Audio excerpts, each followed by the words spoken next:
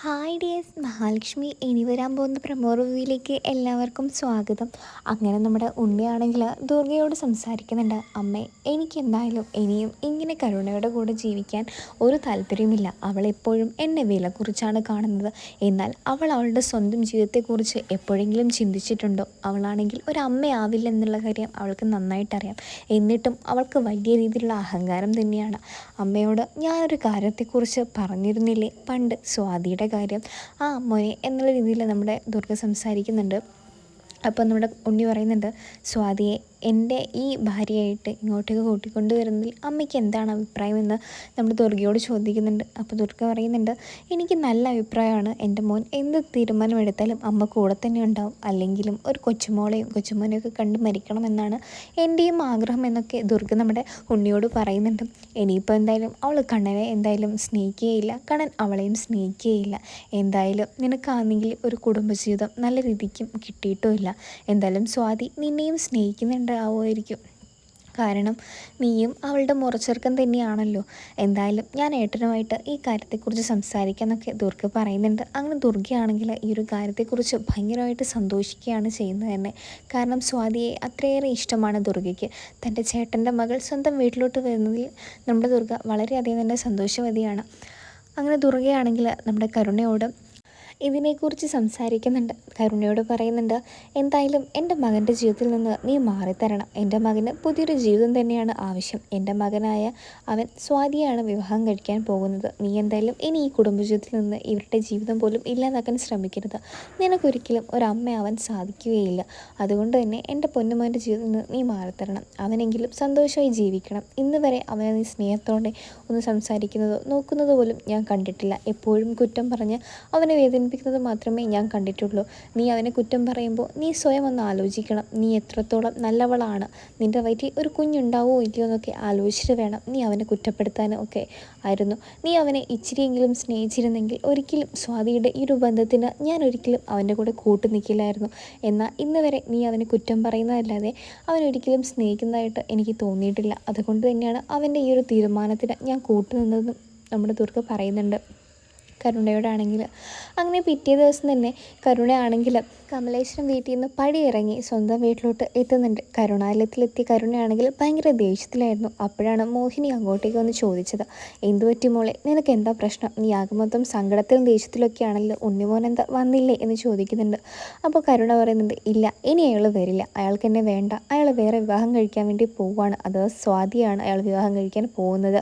അപ്പോൾ നമ്മുടെ മോഹിനി പറയുന്നുണ്ട്, ഓ എന്താ മോളെ നീ പറയുന്നത്, എന്തായി സംഭവിക്കുന്നത് എന്നുള്ള രീതിയിലൊക്കെ ചോദിക്കുമ്പം നമ്മുടെ കരുണ പറയുന്നുണ്ട്, എല്ലാത്തിനും കാരണം നിങ്ങളുടെ മകളാണ്. നിങ്ങളുടെ മകൾ കാരണമാണ് എനിക്കിന്ന് എൻ്റെ കുഞ്ഞില്ലാതായത്. അതുകൊണ്ടാണ് അയാൾ എന്നെ ഉപേക്ഷിച്ചത് എന്നുള്ള രീതിയിലൊക്കെ മോഹിനിയോട് സംസാരിക്കുമ്പോൾ മോഹിനി പറയുന്നുണ്ട്, നിന്നോട് ഞാൻ അപ്പോഴേ പറഞ്ഞതാ അവരൊന്നും ദ്രോഹിക്കാൻ നീ നിൽക്കണ്ടെന്ന്. നീ നിൻ്റെ കാര്യം നോക്കി നിന്നിരുന്നെങ്കിൽ നിനക്ക് ഇന്ന് ഈ അവസ്ഥ ഉണ്ടാവില്ലായിരുന്നു.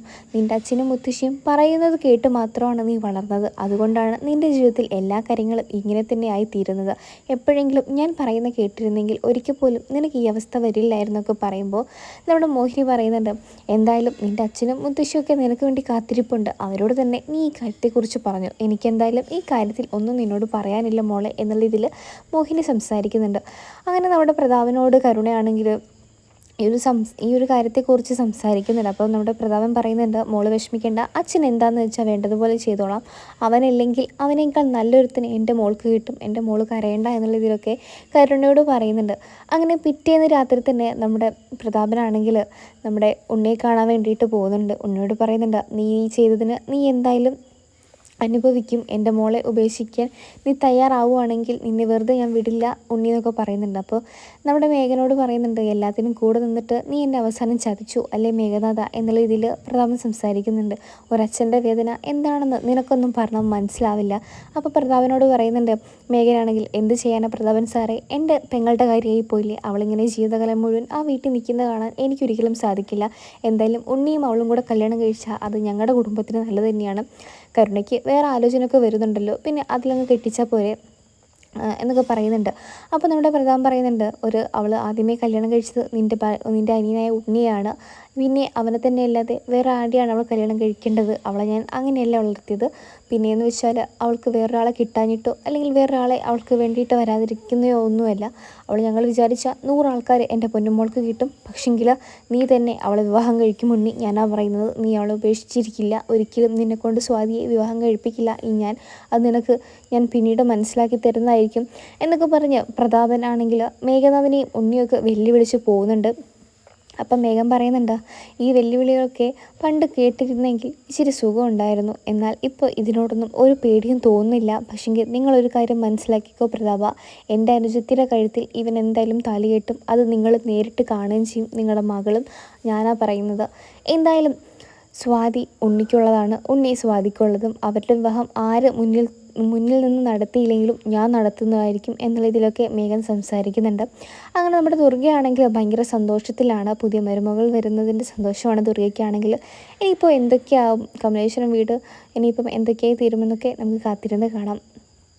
അപ്പോൾ നിങ്ങൾക്ക് ഈ ഒരു സീരിയൽ ഇഷ്ടമാണെങ്കിൽ ചാനൽ ഒന്ന് സബ്സ്ക്രൈബ് ചെയ്ത് സപ്പോർട്ട് ചെയ്യണേ. അപ്പോൾ മറ്റൊരു പ്രൊമോ ആയിട്ട് വരാം. ബൈ.